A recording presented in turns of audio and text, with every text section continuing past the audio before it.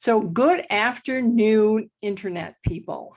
Everyone out there on the web who is probably enjoying this end of summer, sliding into fall. Yep, here in downtown Binghamton, where I don't live because I live in Shenango Bridge. But I mean, the weatherman says downtown Binghamton. He never says Shenango Bridge. The weather's kind of good today. We went out with the dog already. It was very pleasant. It was sunny. It was cool. And I took some pictures. I'm going to put them up on Facebook. You can go to Yvonne DeVita on Facebook and see my pictures. Today on Smart Conversations at Nurturing Big Ideas, Yvonne DeVita myself is welcoming Deb Goeschel. Deb, welcome to the show.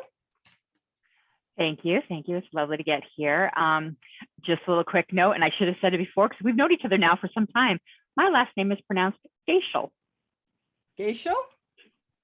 Goeschel. You would never know that by looking at the spelling. Yeah. And I'm glad you did, because I often wondered. I thought, well, because I had another woman on whose name looked differently than it sounded also. So Goeschel. That's wonderful. Yeah. We could even talk about that because that's a beautiful sound. And what country is that from? Do you know? The name is yes, it's a German name, okay. And it's not pronounced correctly at all for the way it's spelled. Yeah. So somewhere back in the day, it got shifted in how it's said, because if it was going to be pronounced properly, in the German accent, it'd be Goeschel. Right. Right. So it'd either be an O with the umlaut, the two dots over it, or OE together makes that same sound as the umlaut. So I think, just like so many of us families who came from other countries, and you come through and it gets shifted a little bit. And it's funny because here in New England, other than my immediate family, there's really never been any other Goeschels, but you go to the Midwest and the Michigan area and where like the Germans emigrated to, there's all sorts of variations of our name, all sorts of variations. Some now spelled phonetically. So it's shifted, a little bit. Yeah, it is fascinating. It is, because my name, Yvonne, I get people sending me things to EVAN. I'm like, that is not Yvonne. But in France, they do have it neat, Yvonne, EVAN. So again, same thing kind of happens. But I'm glad you told me. Deb Goeschel, right? And I'm going to tell people. I always say it's like a gay shell, a happy shell, a happy clam shell. There you go. And I'm going to tell people a little bit about you now before we get started. So Deb Goeschel is the owner and creative director of Message Artists Creative Group. Your brand, your message, our business. With an extensive creative background in writing, editing, acting, photography, yoga, and graphic and web design. She brings a uniquely intuitive, creative, and strategic focus to branding, messaging, and content strategy, creation, and marketing. And I know this for a fact, folks, she really does. Message Artists Creative Group serves small to mid-sized businesses, startups, and nonprofits who need to outsource their content and marketing needs.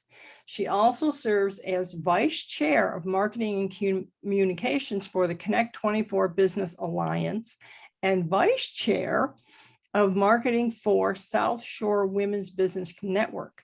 She is also a Wise Her expert. So Deb, welcome. And you've got a lot of accolades there and a lot of things that you're involved in, but it all revolves around the creative endeavors. It all revolves around the kinds of things that you do. You're a very, very creative person. And I want you to talk a little bit about where did that creativity come from? Were you always, even as a child, creative like that? Oh, that's a really good question. Yeah, I think I actually was. It manifested at different times in different ways. For sure. I mean, I have been told by my mom and my grandmother that even in the high chair, I was like, performing. And theater and dance and singing was absolutely one of my first creative endeavors and love. And I still enjoy a good part of that. One of these days, I'll probably go back and do some community theater just to be on the stage again. Writing for sure has been a cornerstone. And it's really kind of fun and interesting that I landed where I did, because I used to always say, oh, I didn't have a burning desire to write the great American novel, you know? So I never kind of knew what the heck was I going to do with this, because remembering, of course, I was growing up long before the internet was a thing. And, you know, I'd say, you know, you look at what I do, a good portion of what I do didn't even exist, Yeah, you know, exactly. back in the day. And yeah, so the creative stuff has always been there. And it's funny because even when I was married early, right out of college, and divorced early as well. And I turned back to the creative arts when I was going through that divorce. So when I was sort of in a dark place, the creative arts were what I turned to. It really got me through, got me past, got me standing on my feet again. And, you know, so much so that for a while there, a number of years, I had a small business doing theater, like headshot photography and portraits, while I was also pursuing acting. And then, you know, after a number of years, the other tricky part about, I say, being creative is that sometimes it's hard to decide what you want to do. Yeah, I was just thinking myself. You kind of bounce around a lot. But when I got close to my 30s, you know, I was looking around and going, what do I want to do? Right. It's that number, it's coming. And I wasn't making much money, as most people in theater, you know, it's the lucky breaks. I mean, there's people who can make tons of money, but the majority of people, they are happy if they can make a living.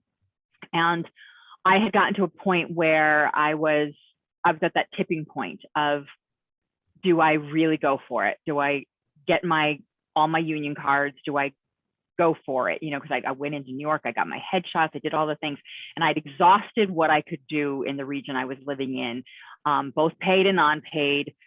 But there were roles I couldn't do because I didn't have a union card, and that to me was like, am I doing it or not? And I kind of was like, you know what? I'm kind of tired of being broke. I'm like seeing other friends and they've got some cash in their hands, and I was having a great time. Make no mistake, I was having so much fun. But the photography business was just sort of limping along, and that really had more to do with my lack of business acumen at the time and lack of support there more than anything else. I mean, people were very happy with the product I produced, but business-wise, I didn't have any really understanding of what it took to run a business at that time. And so I went to grad school, and there I decided to focus on writing. So I thought I'd be a journalist. Went to Boston University College of Communication, and quickly discovered, although academically I like journalism, I didn't want to be a journalist. So I'm in grad school, having spent a fortune, and going, oh no, what to do now? But they had some programs, and I extended my graduate program a semester, and that's how I got into multimedia publishing and the beginnings of the digital world. I mean, email was just becoming like commonplace. Websites were brand new, and a lot of businesses and companies didn't even have them at that point. But it was a way for me to take the writing and the communication piece, because that's the other thing that I discovered and learned, is that you know, and it's very much an integral part of what I do now in terms of branding. It's getting the story, right? So that is the piece from journalism. And they taught me how to, you know, interview and how to ask the questions, but it gave me, you know, a foray in. And what's funny is my first job out of graduate school, though, funny enough, I was actually a graphic designer, which is hilarious, for a small international supplement newspaper. And I'm creative enough that I'm an okay designer, but it was just for a newspaper. So really, you know, the format was the format, and there wasn't too much shift in there. But because of my background, the editor and I could work together, and I could proof, or I could talk ideas, and I could, you know, so it was a really neat, you know, sort of incubator for developing some of those skills. Yeah. So that sounds like it went from, wow, from over here to all the way over here. But really, as you just said, it's all really connected by story. It's it's one of the things that, I talk about a lot. It's something that we as human beings love, the story. So when you're working or especially for yourself, let's say, on your brand message, what is your story that you're telling people? Oh, so for Message Artist Creative Group, I mean, part of our brand story is that you're going to get, high quality work. You're going to get beautiful results. You're going to get strategy. You're going to get, I guess for lack of another term, really concierge customer service. Like, we're really put the client first. And for us, our goal is to get our clients talking and telling their stories, right? Mm-hmm. Reaching their audience. So for us, it's always about, what does our client need? What's the objective? What's the goal? And sometimes we have to help them create that goal, right. And certainly if they're a branding client versus say somebody who is like, I'm hiring you to redo my website or write the content for the website. But there's a lot of pieces that go into your story, and there's a lot of pieces that go into how you tell that story. Because you've got your core brand messaging, that's like the foundation. But then any project that you may be doing or any product you're selling has its own story and messaging. And how does that relate back to the core stuff? Yeah. I like the way that you describe that. And I think people mistakenly think that branding is just your logo and the colors that you're using, right? Have you come across that? Oh, all the time. And I've written a few blog posts on it, actually. In fact, my October newsletter is all about, maintaining your brand across platforms. So I have kind of compiled some of my past blogs about branding as well. But yes, in reality, your logo, your visual identity is the last thing that gets developed when you talk about your messaging and your brand. So I usually start with things like, what are your goals and objectives for the business? Like, what do you want and need this business to do? And does it have to do something for the community? Does it have to do something for you personally? Is it something, like what do you want to have happen there? But then you start looking at, what's the mission? What's the vision? And really the vision comes before the mission. And what are your core values? Because a lot of small businesses forget that all of this stuff is as important for a small business as it is for a large Fortune 500 company to develop, because all of your core values is the culture of your company. It's how you decide to do business. It's what's the experience someone's going to have when they encounter you. And that's your client lead, your customer lead, that's your vendors, that's anybody you come across, right? It's the employees, your subcontractors, however you work. Everyone has to have an understanding of what are they getting into when they interact with you. And then we talk also about, let's develop that ideal client profile. Who's your customer, right? Because it's not everybody. And you can have a couple different you could have a few segments of customers, right? But you really do need to create that persona or that avatar for each of those segments, because everything you put out is talking to that one person. And then it's easy because you're talking to the right person. In that, of course, is what is also your unique value proposition. Like, what's unique about what you're doing? Because the bottom line is, none of us are doing anything new, right? There's always somebody doing what we're doing out in the world. Exactly. So it's like, what are we bringing that's different? And sometimes, especially with like small or micro businesses, it literally is the owner of the business, like what that individual is bringing, right?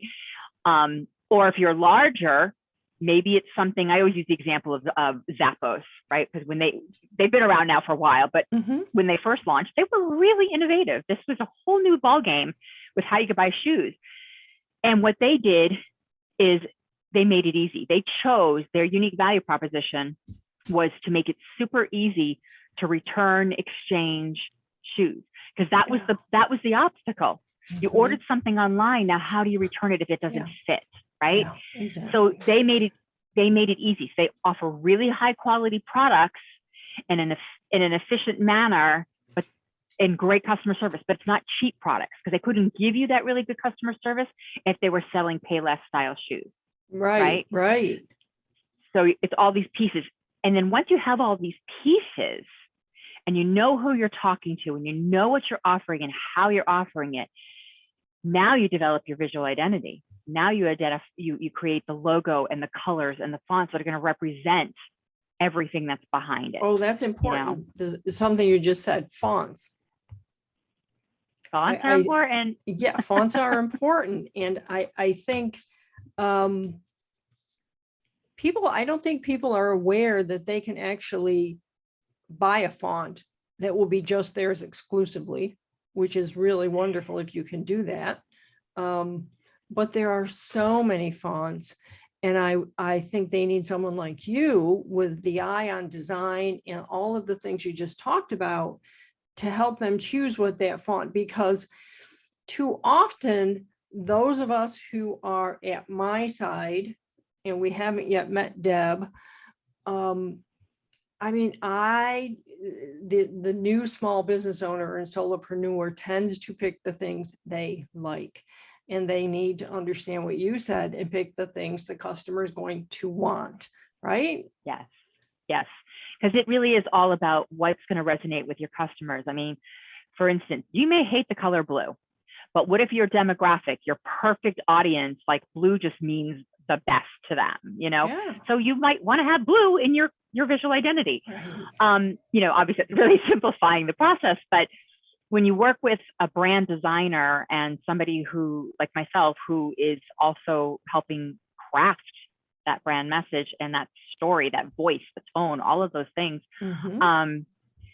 you find what works. I mean, we all, let's face it, we've all seen fonts out there that we laugh at, like, Comic Sans, right? Everyone knows Comic Sans.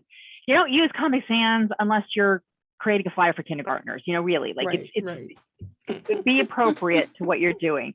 And the other beautiful thing about working with a graphic designer is that they do have access and they do know how to find fonts that aren't necessarily common, or if they are, they're going to pick something that works with the story, the message, the persona of your business. And the other thing is they often will pick for you maybe two fonts. So like maybe like my logo, right? Which of course you don't see right now, but it's the message artist, the M and the A is a very script type font. And the rest is just a very simple, I think we use Century Gothic because it's light and it's airy and it's simple. Like, so I liked that a lot.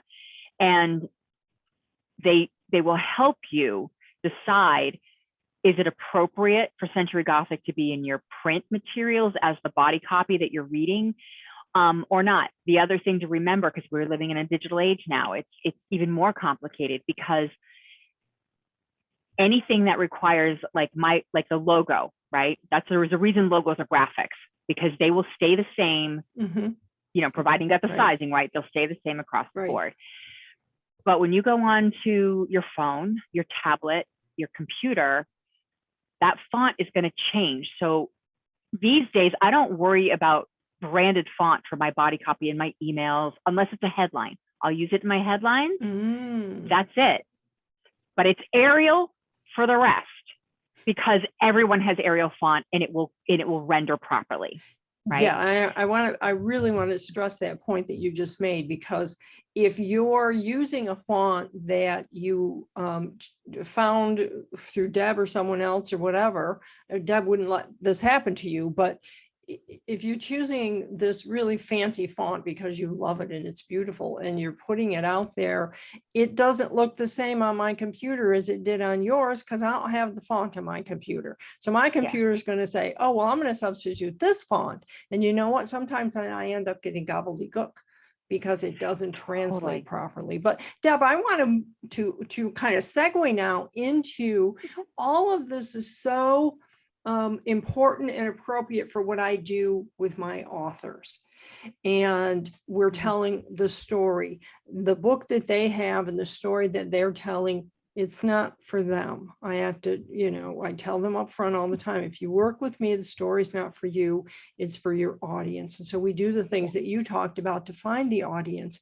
But then all of the things that have to happen while the book is being written, and certainly when the book is launched, is enormous. And most of my authors, I have to recommend someone like you, Deb, who can help them with the book marketing. Talk a little bit about that, because enormous is the right word, because it's more than that. It's overwhelming. And in the end, if they haven't looked at, we help choose the fonts for the inside of the book. That's what my husband does. Okay, so he does the cover design, and he's got a design background, and he chooses those fonts. But the fonts that then, or the content, let's say, using those fonts or similar ones, that's going to go on the internet for the marketing, that's so, the word I have to use is necessary, because I tell people all the time that when you make your daily list, you only do the things on it that are necessary. All the rest of them get put by the side, and they're still there tomorrow. But if there's something on the list that's necessary, it gets done. This is necessary. Talk about book marketing. Yeah. So it's kind of funny. I mean, fonts, it's actually a good segue, because some of what we do is, or one of the first things I want to know is, if working with someone like yourself and they've got a designer and the book, maybe there's a mocked up book cover, or you've landed on a book cover design, I want to know, what's the font? What am I going to use in these other materials I'm going to create? And if you use, say, I don't know, Baskerville as the font, as the body copy in the book, I'm going to try and use that where I can.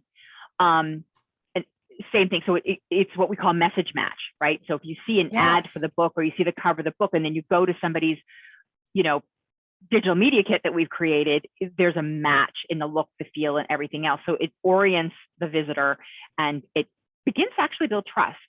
But when it comes to book marketing, there are so many options. There's so many options one can do. And ultimately, it comes down to resources, really. It's like, what do you have in your budget?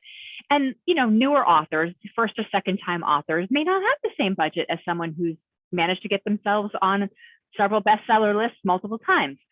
But where I always usually start with folks is, let's look at what you need to just begin to market your book.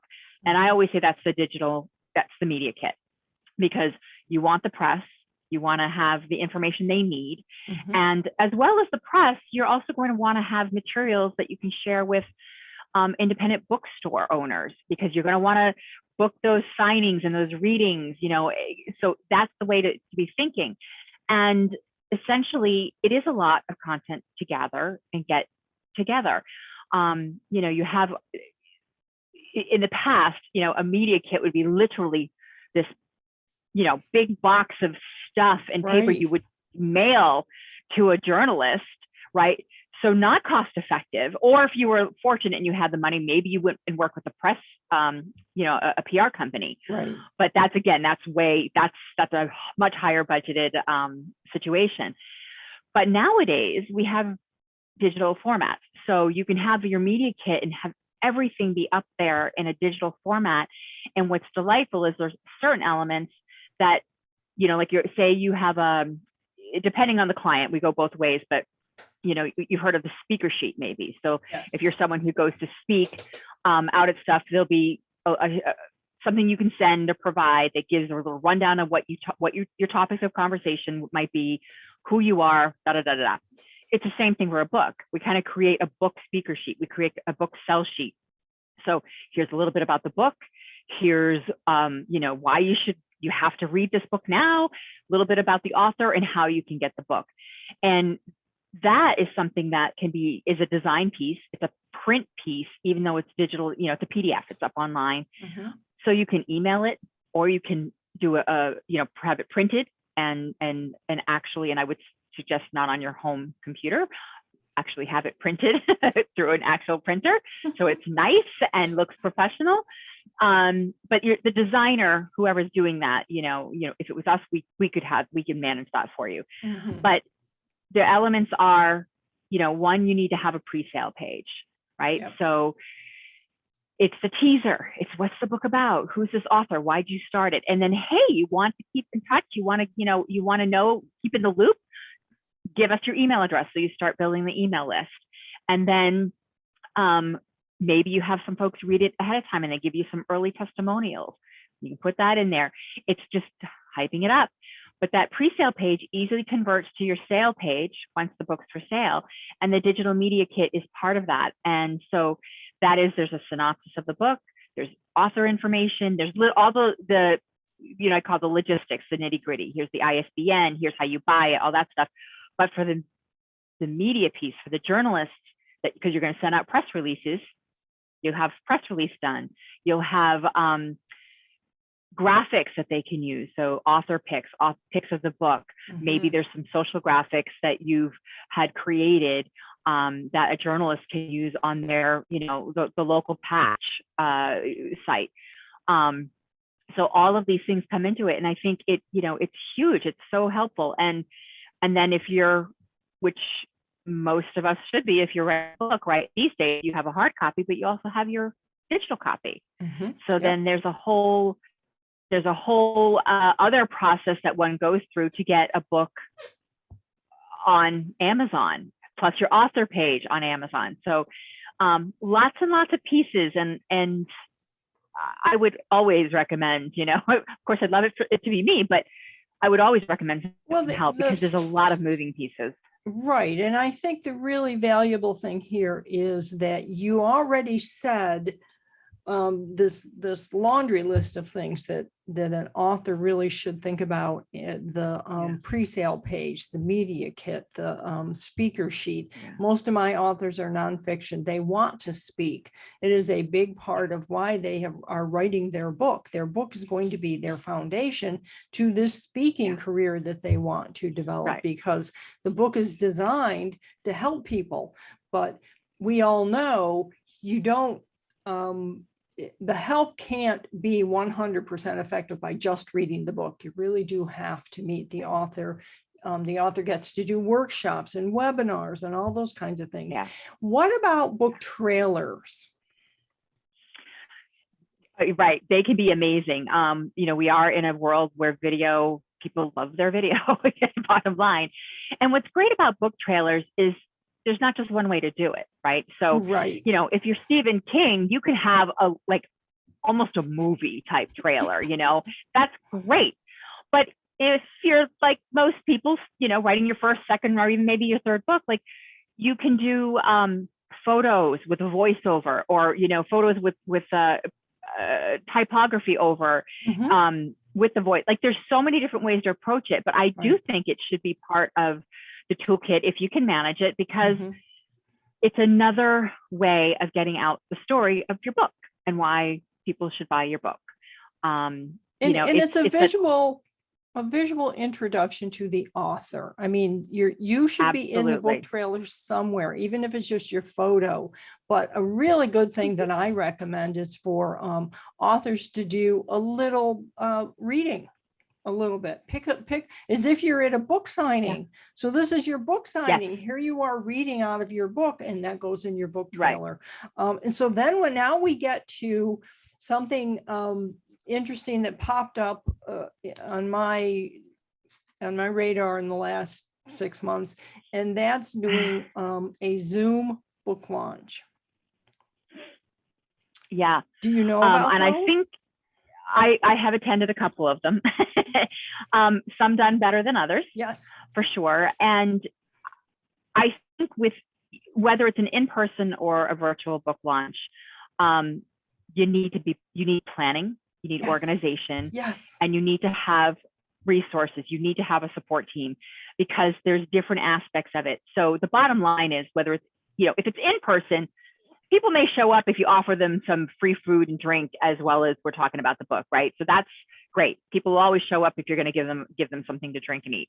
Right. But it also needs to be more than that, right? I mean, you think about yourself. What would you want, right? And ideally, I mean, I went to attended one virtual book launch, and she'd hired there was a comedian and like a magician to provide some entertainment. So, and she had an MC.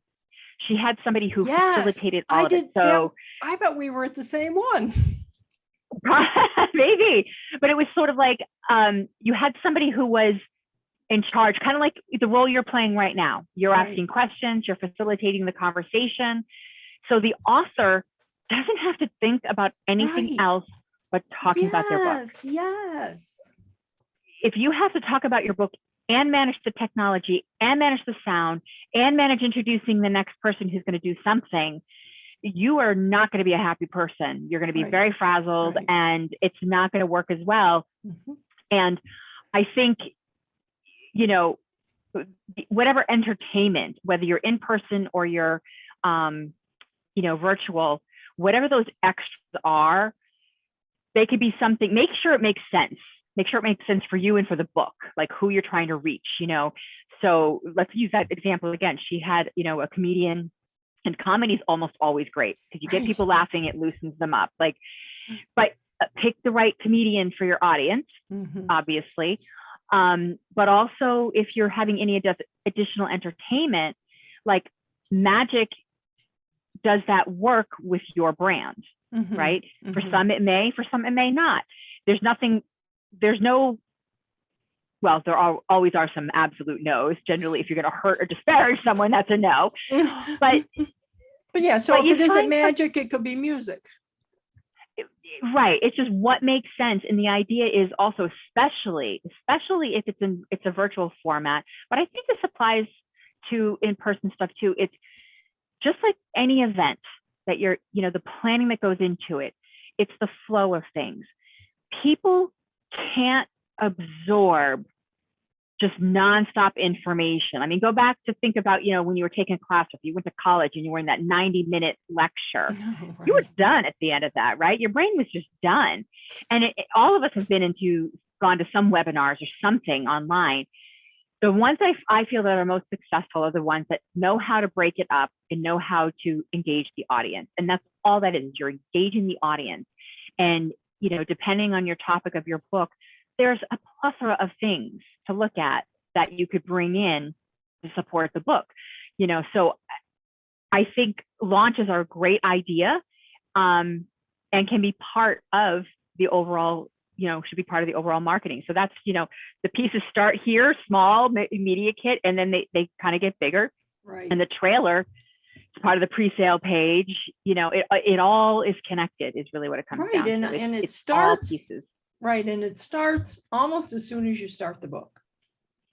Because if you wait till the book, you're ready to release the book, you've lost a lot of momentum. It's too late. I mean, right. You're still going to do it, but you should start earlier. It should be something that there's no reason, right, there's no reason not to send out teasers on your social channels. You know, this is my book. The other thing is I've seen people actually put out title ideas and let people in social media help them pick the title. Here's 3 titles that I'm thinking for my book. It's about XYZ. Which one do you think is best? And then whether or not they choose the one, right? So it's to your point, it's engagement. You're getting the audience involved. So now they have a stake in this book being successful. It's also the most cost-effective way to get a oh my gosh, the word just literally went out of my mind. Don't you hate focus that? Group. Focus group. Right. So instead of hiring a PR firm to put together a focus group to just help you decide what's the best title for your book, you have the platform. You put out a poll, and you can. I did that when I was rebranding and coming up with a new tagline. But hey, what do you guys think about this? And gave some, you know. So it's an amazing thing that we can do, and even you know, maybe not your very first forays, but once the book is, you know, looking pretty decent, like you've got some pieces, share some of it. Yes, I was going to say the same thing. Yes. Share and be like, from my book that's coming, you know, and It's building that interest, building that engagement. One of my clients wrote a book, and she didn't set out to write a book. That's what it did not set out at all to write a book. Wow. And it all started because she lost her father unexpectedly. Mhm. And so she decided, and she'll say this is what she says, I decided that I was going to do a daily gratitude journal on Facebook as a way to get through this. And basically, she says, I was trying to gratitude my way out of grief, which of course doesn't work. And she figured that out as she was going. But what happened was all of these posts, and some were shorter, some were longer form. But at the end of a year, she's like, she had following, she had engagement, and she was like, I have the content for a book. Wow. And so then she started working with someone like yourself to get it into an actual book format and chapters, and decide what was going to go and stay and all that stuff, and get that arc that, Yep. we all need in a book. And now she has a published book, and she's doing pretty well with it. That's a wonderful, wonderful story. And I tell people all the time that even if you wrote the book entirely on your blog, people will still buy it. Because what happens then is you've got this wonderful content that people will have engaged with you on, that you can ask questions. Did this make sense to you? Am I rambling too much here? What's missing? And when it comes time to actually create the book, you're going to work with someone like me, and we're going to put a whole lot more into it than what was on the blog. So all those people who engaged with it want a copy of the book because they know there's going to be stuff in it that they haven't read yet. All the other people who haven't even read your blog are now going to want to do both, buy the book and go back and read the blog. Yeah. I mean, I always think about it, if we're looking at books, right? And say you're using your blog content, or, the stuff that you do in your business as your content, like that's the skeleton. Yep. The book is putting the flesh and the skin and the hair and the accessories and the clothing on it, so it's the foundation may be there in the content that, you use and talk about every single day, in your business or whatever you do. But when you move it to a book format, it's not an equal over. No, I use the description of, I say, that's your report. Now let's tell the story. And that's what happens is people come to me and they have this book idea, and a lot of what they write is a nice little report on something that happened. And I help nurse the story out of them, because we're back now to the beginning of the conversation where we said everything is really about story, your branding, your marketing. And if you're writing a book, it's about the story. So we're at the end of our time here, and this has really been fantastic, because I think what's happened is I really like how you were talking earlier about this list of things that authors should be doing. And a lot of what you talked about isn't exclusive to authors either, by the way. But because I'm in the book business, I really hope that the folks watching who are thinking about writing a book will understand that the writing of the book that I help you with is just the tip of what can really happen if you then hire someone like Deb, and I recommend Deb, to help you with the marketing and getting all of the things together that will make this a successful book launch. Because whether it's fiction or nonfiction, but mostly nonfiction, it's very important to always keep the reader in mind. And that's what both Deb and I do, is we help you focus on that. So Deb, this has been really fantastic. Thank you for being on Smart Conversations. Thank you for having me. It's been fun. And you will see Deb and I down the road a bit. We have a little thing that we're planning to do that we hope will help you also. And you'll hear about it from her and from me. So stay tuned. And this is Yvonne DeVita from Smart Conversations signing off today.